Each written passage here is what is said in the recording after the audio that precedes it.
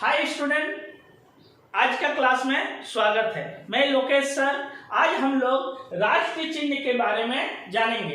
राष्ट्रीय चिन्ह किसी भी देश का अंतर्राष्ट्रीय स्तर पर एक नई पहचान बनाती है। उसी प्रकार भारत को आजादी के बाद एक राष्ट्रीय चिन्ह का आवश्यकता पड़ी, तो भारत सरकार ने 1950 को 26 जनवरी 1950 को बनारस के नजदीक सारनाथ स्थित अशोक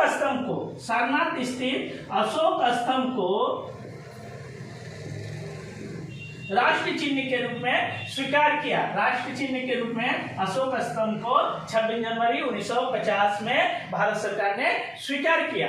अशोक स्तंभ का निर्माण मौर्य वंश के राजा अशोक ने 269 बीसी में करवाया था। 269 बीसी में करवाया था। किसने करवाया था? अशोक ने करवाया था। और ये अशोक स्तंभ दो भाग में बटा हुआ है। इनका ऊपरी भाग और एक निचली भाग। ऊपरी भाग में 4 सिंह का प्रतीक बना हुआ है। 4 सिंह इस प्रकार विपरीत बैठे हुए हैं, जैसे देखने पर हमें सिर्फ 3 ही सिंह दिखलाई पड़ती है।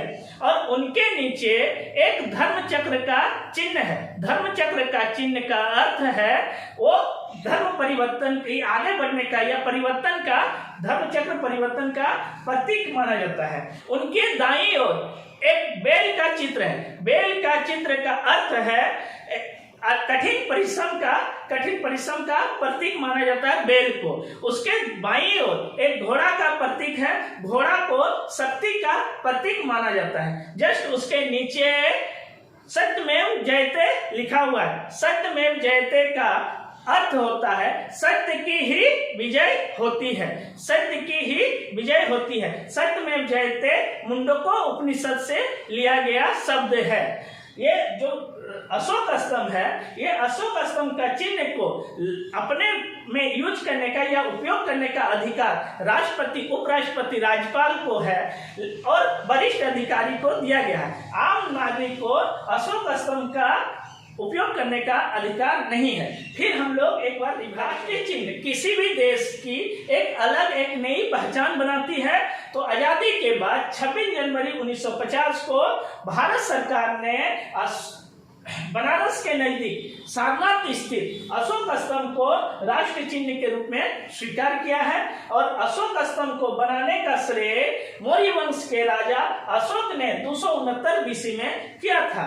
और अशोक स्तंभ 2 भाग में बटा हुआ है, एक ऊपरी भाग, एक निचली भाग। ऊपरी भाग में 4 सिंह का प्रतीक है। 4 सिंह इस प्रकार विपरीत दिशा में बैठे हुए हैं कि हमें सिर्फ 3 ही सिंह दिखलाई पड़ती है। उसके नीचे धर्म चक्र परिवर्तन का प्रतीक है, जो धर्म चक्र परिवर्तन का चिन्ह के दाईं ओर एक बेल का प्रतीक है।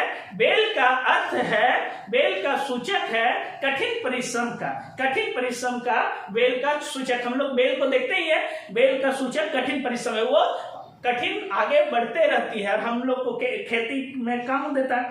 उसके बाद बाईं ओर एक घोड़ा का प्रतीक है। घोड़ा शक्ति का प्रतीक माना जाता है। उसके निचले में सत्यमेव जयते लिखा हुआ है। सत्यमेव जयते का अर्थ होता है सत्य की ही विजय होती है। सत्यमेव जयते मुंडको उपनिषद से लिया गया वाक्य है।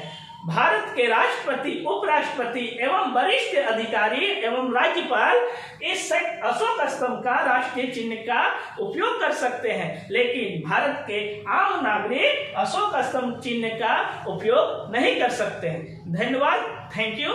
सब्सक्राइब कीजिए चैनल को और ज्यादा से ज्यादा अपने दोस्त साथी में या स्टूडेंट में इसको शेयर कीजिए। ज्यादा से ज्यादा इसको शेयर कीजिए। Thank you.